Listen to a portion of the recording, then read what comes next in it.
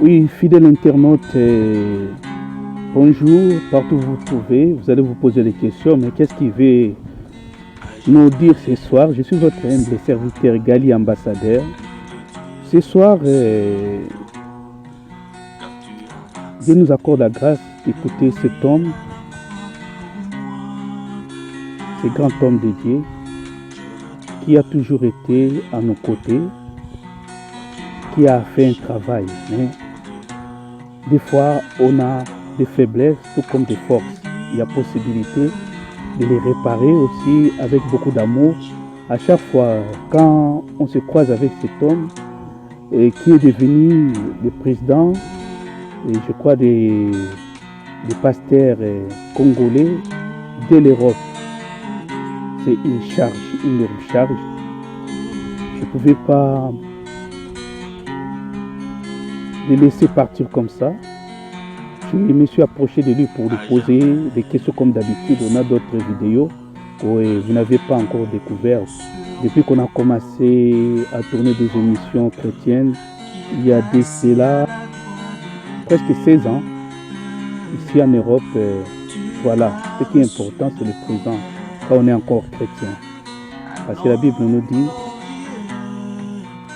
si quelqu'un est en Christ, il devient une nouvelle créature. C'est ce qui est important, donc, de demeurer chrétien et d'être enlevé aussi.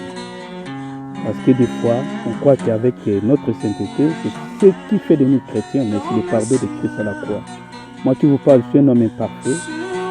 J'ai beaucoup de révérence envers les pasteurs, les serviteurs de Dieu. Quand il y a un, ça ne va pas, on discute comme ça. Pas avec, on parle de bien en public et en privé. On a des rancines, et vraiment c'est un méchant, c'est cela. Je vais vous faire découvrir cet homme. On lui a posé quelques questions parce qu'il a encadré plusieurs serviteurs de Dieu dans son église Maranatha, donc le président du pastorat européen, donc des pasteurs de l'Europe. Donc voilà. Et à l'église Maranatha, on a vu des pasteurs saints, forains ou saints, des pasteurs saints. On a vu Richard Tiangata être encadré.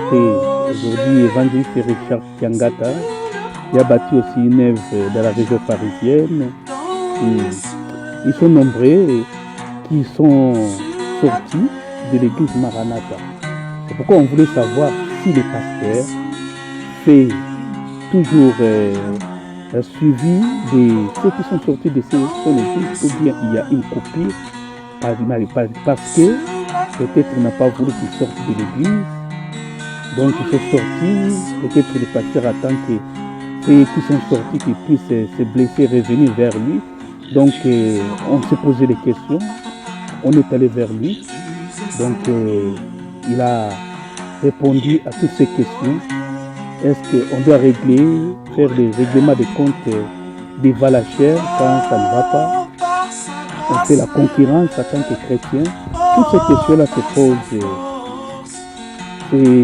des fois dans des églises, pas seulement peut-être à Maranatha, dans plusieurs églises. Dès que le frère n'est plus avec nous, il devient notre ennemi. On a constaté cela. C'est pourquoi, comme le pasteur Mosengo est devenu le président des églises, donc du pastoral, donc ou bien des pasteurs congolais en Europe, on est allé vers lui pour lui poser quelques questions avec beaucoup d'amour. Nous allons découvrir ensemble, suivant ce que le pasteur nous a répondu. Parce que le pasteur est bien entouré, parce que des fois il y a l'influence de notre entourage. Dès qu'ils ont des rancines, au lieu de conseiller les pasteurs, vraiment on doit réparer et encourager mutuellement ces gens, mais on garde des rancines que d'autres peuvent s'échouer.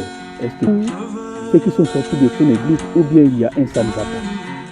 C'est avec beaucoup d'amour, on lui a posé cette question. C'est un grand pasteur et nous saluons tous les bien-aimés de Maranatha, sans oublier ma sœur Titi Fongo, je crois. Bonsoir pasteur. Bonsoir mon frère. Pasteur ou apôtre, je sais pas. En fait, je suis serviteur de Dieu. Parce qu'aujourd'hui, bon, quand on est pasteur, après on passe apôtre. Je ne sais pas si c'est la succession ou bien les grades. Non, tout dépend, vous savez, de l'appel de chacun. Vous savez, il y a des gens qui peuvent mettre 20 ans, 15 ans pour découvrir leur ministère. Hein? Mais du moment où on est serviteur de Dieu, quel que soit le titre ou l'appel, l'essentiel c'est de servir au Seigneur. Et comment va l'église Maranatha? En tout cas, par la grâce de Dieu, nous soutient. Dieu nous soutient. On vient de voir le pasteur Mosengo à la célébration. Je ne sais pas pourquoi vous êtes venu là. Non, je suis venu parce que j'ai été invité par l'organisatrice. Non seulement ça, c'est toujours un plaisir quand nos frères et sœurs congolais, musiciens, chantres se réunissent. C'était une occasion assez formidable. La Bible dit qu'il est doux et agréable aux frères de vivre ensemble. Voilà, c'était pour moi assez important de venir soutenir, accompagner pour leur dire que nous croyons au travail qu'ils sont en train de faire et ensemble, justement, Dieu nous a appelés au même sacerdoce pour travailler. Apôtre ou pasteur Mosengo, vous travaillez beaucoup, on a eu plusieurs interviews dans le passé, mais j'ai toujours cela, j'ai conservé cela. Je crois qu'il y a plusieurs frères que vous avez encadrés qui sortent de l'église. Est-ce que vous les libérez ou bien ils sont toujours, ils partent par rébellion? Non, en fait, à Maranatha, la rébellion, je ne parlerai pas. Ceux qui partent, il y en a qui partent parce qu'on a reconnu le ministère. Il y en a qui ont senti que le temps était arrivé. Et on a reconnu qu'il était temps aussi de les libérer. Mais parler de la rébellion, je ne dirais pas. Parce que, en tout cas, la plupart de ceux qui sont partis, ils ont fait savoir que le temps était arrivé pour eux. Ils sentaient que Dieu les appelait à évoluer dans un ministère. Ce qu'il fallait faire, c'est reconnaître. Est-ce que vous faites le suivi de ces qui sortent de l'église? Bon, je ne dirais pas dans l'ensemble, mais pour ceux qui se reconnaissent, qui sont dans le besoin, je prends des nouvelles. Il y en a qui appellent en tout cas pour donner des nouvelles. Bon, il y en a, on est un petit peu sans nouvelles, mais par la grâce de Dieu, on sait que ça va bien. Est-ce que le pasteur Mosengo, je trouve que vous êtes beaucoup blessé des fois? Blessé, ça, c'est pas seulement le pasteur Mosengo, mais c'est tout être humain. Vous savez, là où il y a l'amour, l'autre côté de l'amour, bon, c'est la peine, mais on peut être blessé, mais quand on est dans le Seigneur, on évolue dans l'amour de Dieu, on n'a pas le droit de garder une rancune. On n'a pas le droit de garder son cœur blessé longtemps, sinon on ne pourra pas évoluer avec Dieu. Jésus l'a été, mais il a pardonné.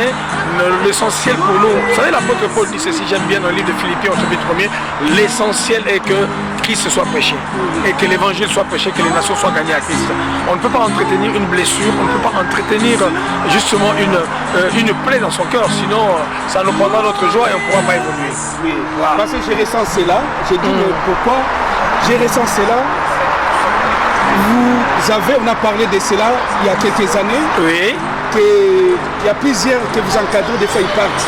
Oui. Est-ce qu'il y a une autre stratégie pour les libérer? Parce que des fois, il y a des interprétations. À part l'interprétation, je ressens cela que vous avez le poids de l'église.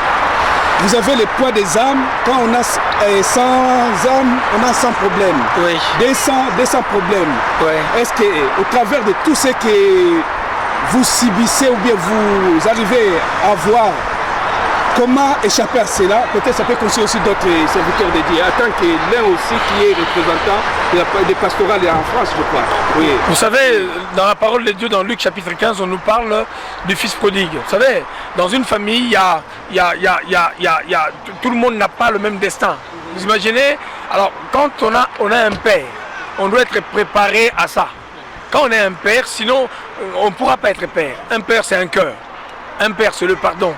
Un père, c'est l'accompagnement. Il est vrai, ça c'est un problème pertinent. Ce que vous êtes en train de dire, quand on est en train de gérer une famille, on ne sait pas ce qui peut se passer dans un mois. Quand les enfants sont tout petits, c'est autre chose.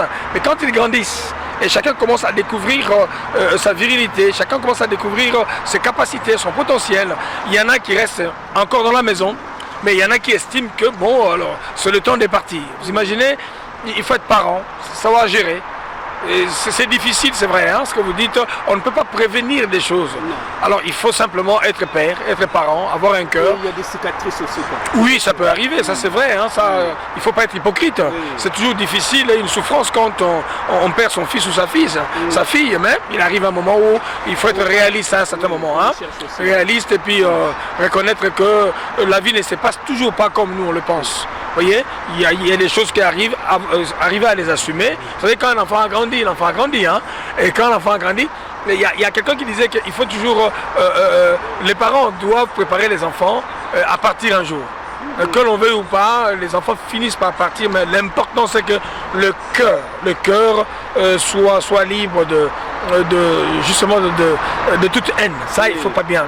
Parce que quand on garde la haine, on ne se rend pas service soi-même. Parce que vous avez beaucoup travaillé. Je sais que si on aura le temps, si Dieu nous prête vie, on viendra à l'église, on va discuter de cela. Oui. Parce que vous avez, ce que Dieu a mis à vous, c'est le poids. Oui. Et il y a des blessures, comment compenser cela avec les pardons. Ça fait très bien parce que vous savez, Dieu, ces expériences-là m'ont beaucoup aidé parce que j'ai sorti mon 5e livre qui parle sur la guérison des blessures intérieures.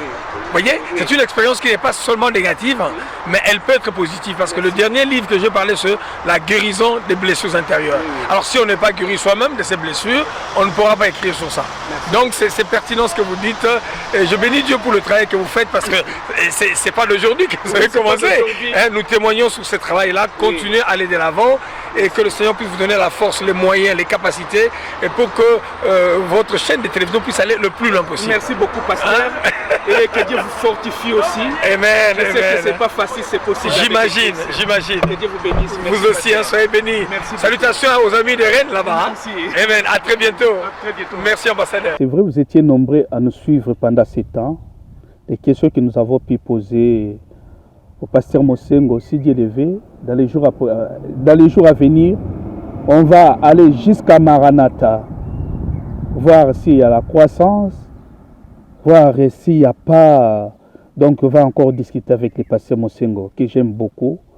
Et cet homme qui a la parole de Dieu à lui. Il a besoin de vos prières. Moi, j'ai besoin de vos prières. Priez pour nous, avec beaucoup d'amour pour nous, sans hypocrisie. On ne fait pas la guerre civile. Que Dieu vous bénisse. Merci.